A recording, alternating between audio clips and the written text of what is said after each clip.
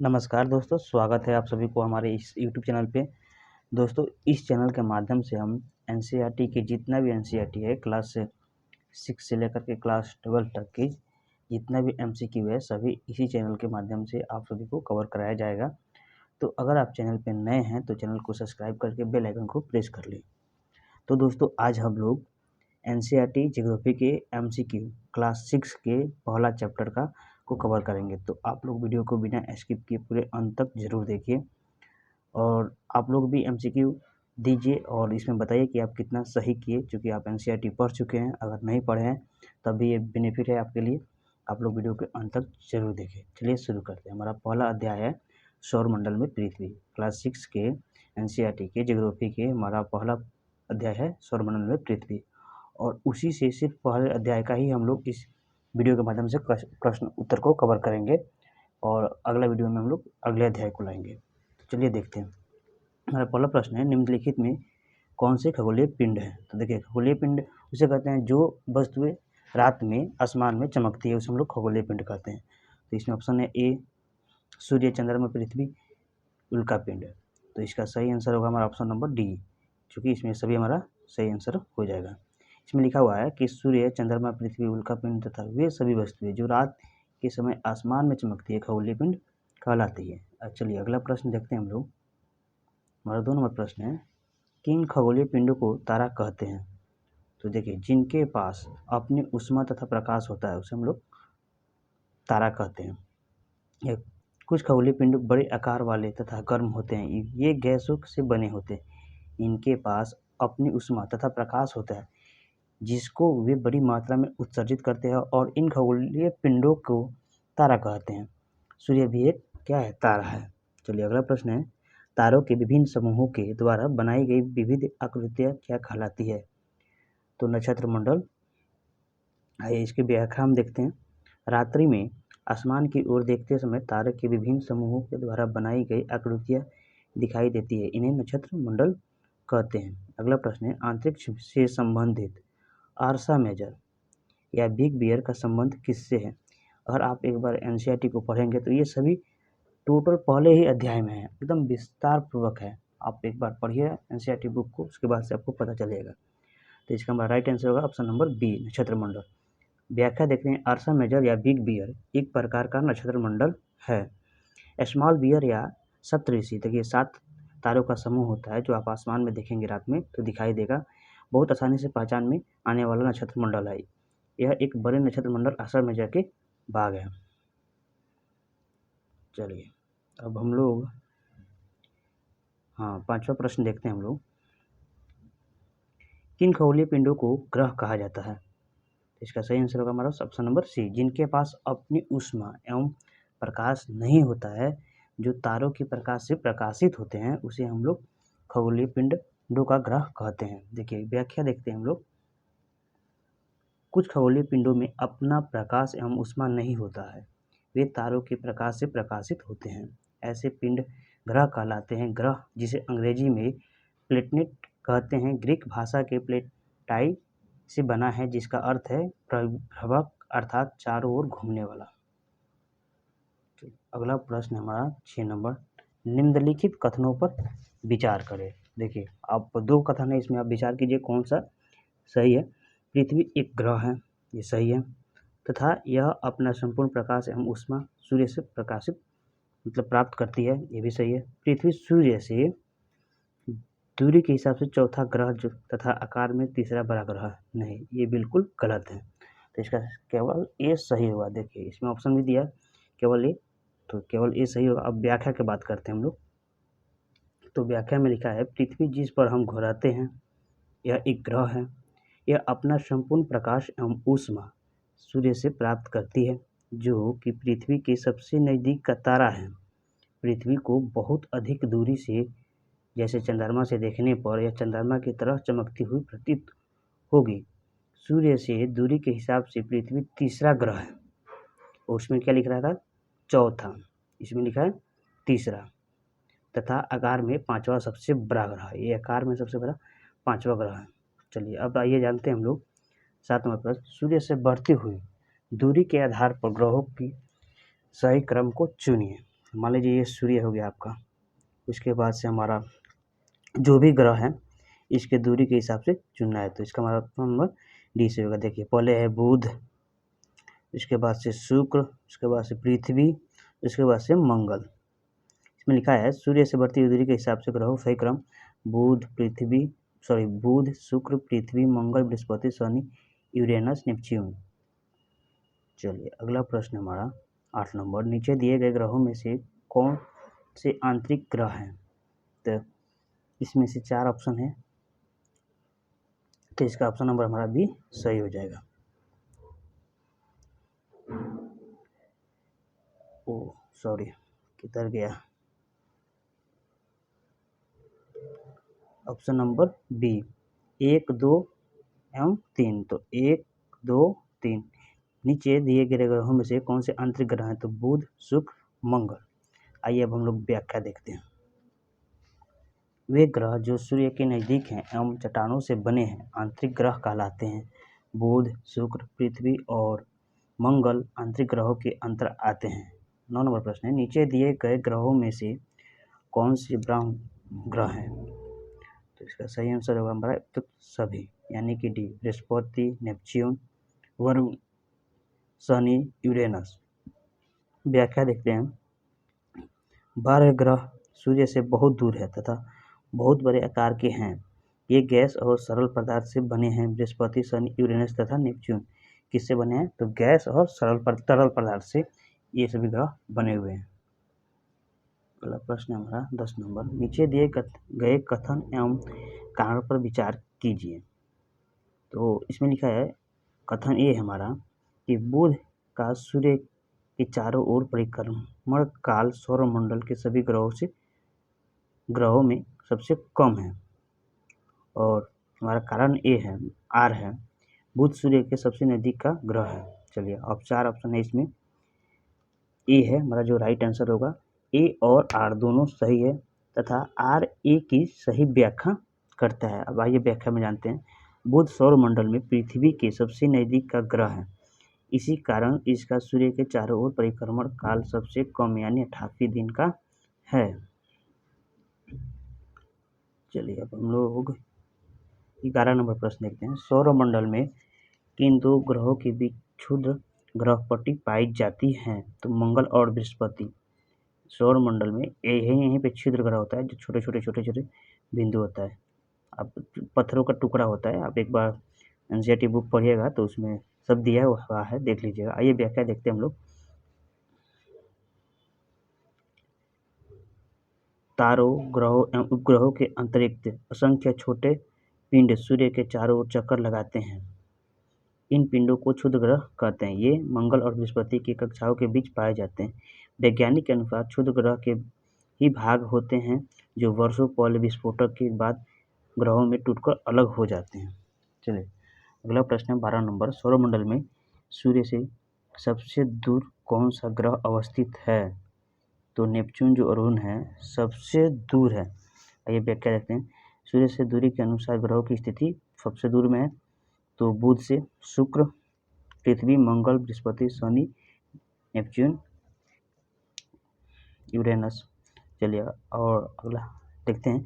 2006 में अंतर्राष्ट्रीय खगोलीय संघ ने अपनी बैठक में यह निर्णय लिया कि प्लूटो, सीरियस व 2003 यूपी 313 जैसे खगोलीय पिंडों को बौने ग्रह की श्रेणी में रख दिया गया है। और आइए इधर, टोटल प्रश्न 30 होगा शायद, तो पूरा अच्छा से देखिए। नीचे दिए गए कथन एवं कारण पर विचार कीजिए। कथन ए, पृथ्वी के आकार को भूभाग भी कहा जाता है, ये तो सही है। और कारण है पृथ्वी ध्रुवों के पास थोड़ी चपटी है, ये भी सही है। चलिए ऑप्शन देखते हैं, 4 ऑप्शन है, तो इसमें हमारा ऑप्शन ए होगा, चूँकि ये व्याख्या कर रहा है और बी नहीं कर रहा है तो इसलिए बी नहीं होगा। इसका सही आंसर होगा ए। उत्तर भी ए दिया है। आइए देखते हैं व्याख्या। पृथ्वी ध्रुवों के पास थोड़ी चपटी है, यही कारण है कि इसके आकार को भूभाग कहा जाता है। भूभाग का अर्थ है पृथ्वी के समान आकार। जीवन के लिए अनुकूल परिस्थिति संभवतः केवल पृथ्वी पर ही पाई जाती है। पृथ्वी ना तो अधिक गर्म है और ना ही अधिक ठंडी। यहाँ जल एवं वायु की उपस्थिति है जो जीवन के लिए आवश्यक है। चलिए अब 14 नंबर प्रश्न देखते हैं हम लोग। निम्नलिखित में से कौन सा कथन सत्य है?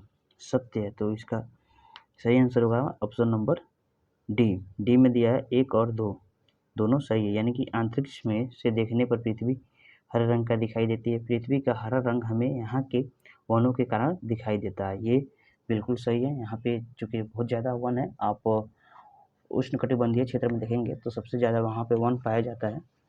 तो चलिए अगला व्याख्या देखते हैं हम लोग।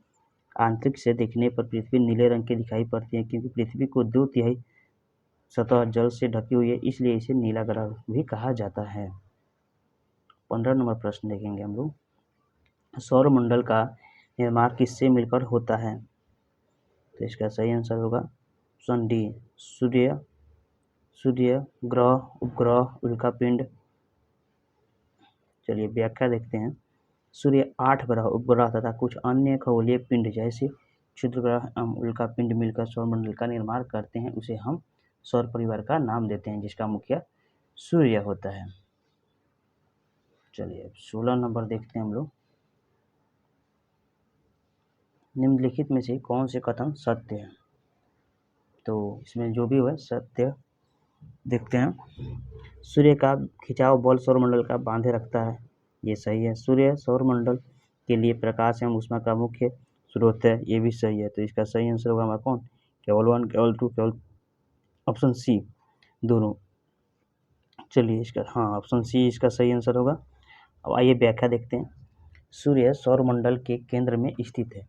यह बहुत बड़ा है एवं अत्यधिक गर्म गैस से बना है। इसका खिंचाव बल इससे सौरमंडल को बांधे रखता है।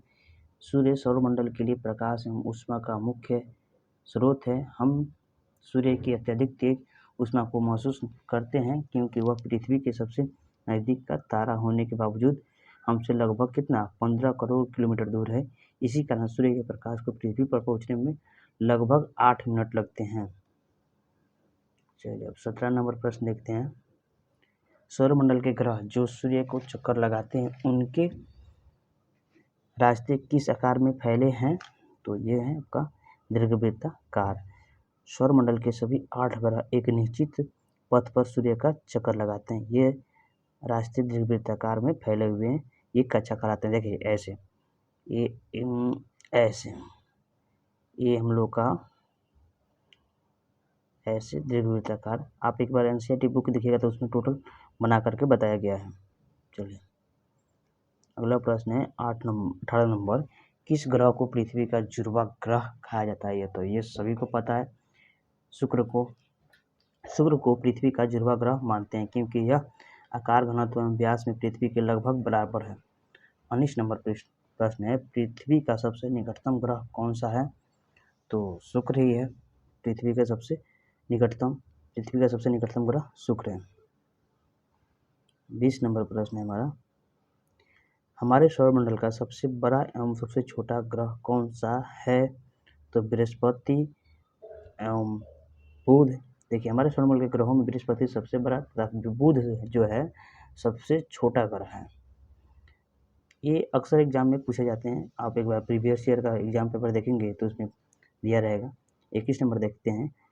कौन से वे 2 ग्रह हैं जिनका सौरमंडल के अन्य ग्रहों की तुलना में परिक्रमा विपरीत दिशा में है? तो इसका सही आंसर होगा सी, शुक्र और यूरेनस। व्याख्या देखते हैं। शुक्र और यूरेनस की परिक्रमा की दिशा अन्य ग्रहों से विपरीत होती है। शुक्र और यूरेनस घड़ी की सुई की दिशा में घूमते हैं, जबकि अन्य ग्रह घड़ी की सुई के विपरीत दिशा में, यानी कि ये मान लीजिए घड़ी हो गया तो ये ऐसे घूमेगा विपरीत दिशा में। चलिए अब हम लोग का ये इधर 22 नंबर प्रश्न देखते हैं।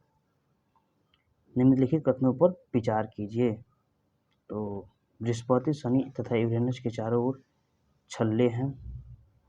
2 नंबर है कि ये छल्ले विभिन्न पदार्थों के असंख्य छोटे छोटे पिंडों से बनी पट्टियाँ हैं। तो इसका ये भी सही है। तो इसमें सही दे रहा है। उपरोक्त में से कौन सा कथन सत्य है? तो हमारा ऑप्शन नंबर सी हो जाएगा राइट आंसर। व्याख्या देखते हैं। उपरोक्त दोनों कथन सत्य हैं पृथ्वी इन छल्लों को शक्तिशाली दूरबीन की सहायता से देखा जा सकता है। अगला प्रश्न है हमारा, हमारे सौरमंडल में किन ग्रहों के पास एक भी चंद्रमा तो प्राकृतिक उपग्रह नहीं है? तो ये ऑप्शन होगा हमारा डी में आपका हुआ 1 और 3, यानी कि बुध और शुक्र के पास अपना ग्रह नहीं है, प्राकृतिक उपग्रह नहीं है। तो ये सब व्याख्या देखते हैं हम लोग। हमारे सौरमंडल में बुध एवं शुक्र के पास कोई चंद्रमा उपग्रह नहीं है। 24 नंबर प्रश्न देखते हैं हम लोग। नीचे दिए गए ग्रहों में सबसे अधिक चंद्रमा,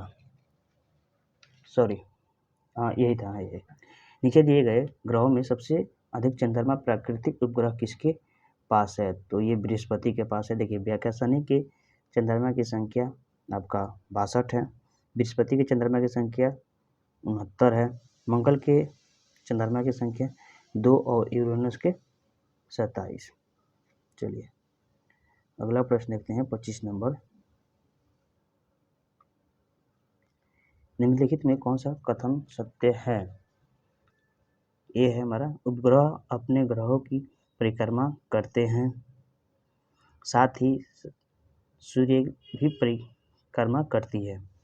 ये भी सही है, ये सही है बिल्कुल। पृथ्वी के उपग्रह चंद्रमा के व्यास पृथ्वी से आधा है, ये गलत है। तो इसका सही आंसर होगा हमारा केवल ए, यानी केवल 1। चलिए अब व्याख्या देखते हैं हम लोग। उपग्रह को अंग्रेजी में सैटेलाइट कहते हैं, जिसका अर्थ है साथी या सहचर। ये उपग्रह अपने ग्रहों की परिक्रमा करने के साथ साथ सूर्य की भी परिक्रमा करते हैं।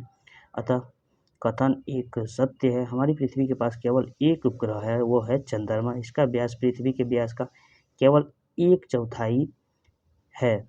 यह इतना बड़ा इसलिए प्रतीत होता है क्योंकि यह हमारे ग्रह पे अन्य खगोलीय पिंडों की अपेक्षा नज़दीक है। था कथन दूसरा जो है हमारा गलत है। चलिए अगला प्रश्न देखते हैं हम लोग। 26 नंबर, प्राचीन भारत के प्रसिद्ध खगोल शास्त्री कौन थे? तो आर्यभट्ट जो थे। व्याख्या देते, खगोलीय पिंड एवं उनकी गति के संबंध में अध्ययन करने वालों की खगोलीय शास्त्री कहते हैं। आर्यभट्ट प्राचीन भारत के प्रसिद्ध खगोल शास्त्री थे। 27 नंबर देखते हैं। नीचे दिए गए कथन एवं कारण पर विचार कीजिए।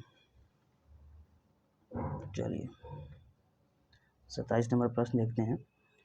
कथन ए हमारा, पृथ्वी से हमें चंद्रमा का केवल एक ही भाग दिखाई देता है। कथन हमारा दूसरा है कि चंद्रमा के द्वारा पृथ्वी का एक चक्कर पूरा करने में लगने वाला समय अपने अक्ष पर एक चक्कर पूरा करने में लगने वाले समय से अधिक है। और ये हमारा कुट हो गया। इसका सही आंसर होगा option number C. Option number C है, ए सही है और आर गलत है। यानी कि पृथ्वी से हमें चंद्रमा का केवल एक ही भाग दिखाई देता है, ये बिल्कुल सही है। और ये जो आर है ये हमारा गलत है। ये व्याख्या देख लेते हैं हम लोग। चंद्रमा पृथ्वी का एक चक्कर लगभग 27 दिन में पूरा करता है। कितना दिन में? तो 27 दिन में। लगभग इतने ही समय में यह अपने अक्ष पर एक चक्कर भी पूरा करता है। अतः चंद्रमा के द्वारा पृथ्वी का एक चक्कर पूरा करने में लगने वाला समय अपने अक्ष पर एक चक्कर पूरा करने में लगने वाला समय के बराबर होता है। इसके परिणाम स्वरूप पृथ्वी से हमें चंद्रमा का केवल एक ही भाग दिखाई देता है। नील आर्मस्ट्रांग पहले व्यक्ति थे जिन्होंने 20 जुलाई 1969 को सबसे पहले चंद्रमा पर सतह पर कदम रखा। नासा के द्वारा आधारित वेबसाइट के अनुसार आप जा करके देख सकते हैं। चलिए अगला प्रश्न है, नीचे दिए गए कथनों पर विचार कीजिए। तो इसमें 2 कथन है, आइए विचार ही कर लेते हैं हम लोग। कहाँ गया?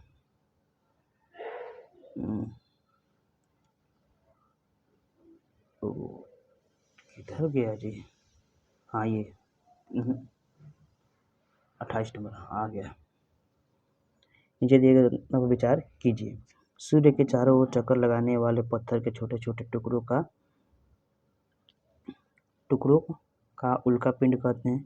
ये बिल्कुल सही है। दूसरा है कथन हमारा, खुले आकाश में फैली एक छोर से दूसरे छोर तक चौड़ी सफ़ेद पट्टी जो कि लाखों तारों का समूह है, वो आकाशगंगा कहलाते हैं। ये बिल्कुल सही है। इसका सही आंसर होगा हमारा ऑप्शन नंबर सी। देखिए व्याख्या देख लेते हैं हम लोग।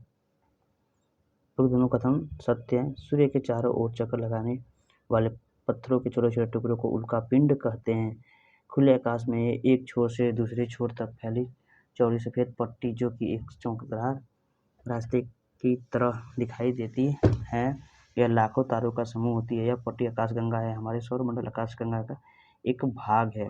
प्राचीन भारत में इसकी कल्पना आकाश में प्रकाश की एक बहती नदी से की गई है, जिसका इस प्रकार इसका नाम आकाशगंगा पड़ा। लाखों आकाशगंगाएं मिलकर ब्रह्मांड का निर्माण करती है। तो चलिए ये हम लोग का पहला चैप्टर समाप्त हो गया और ये हम लोगों का दूसरा चैप्टर होगा ग्लोब और अक्षांश से क्वेश्चन आंसर।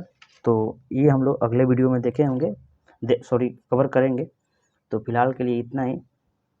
तो अगर वीडियो अच्छा लगा हो तो लाइक कर लीजिए और चैनल को सब्सक्राइब कर लीजिए, क्योंकि अगर कोई भी डाउट हो तो आप बेझिझक कमेंट बॉक्स में पूछ सकते हैं और अपने दोस्तों के पास भी वीडियो को शेयर कीजिए। तो चलिए फिर मिलते हैं अगले वीडियो में। जय हिंद, जय भारत, वंदे मातरम।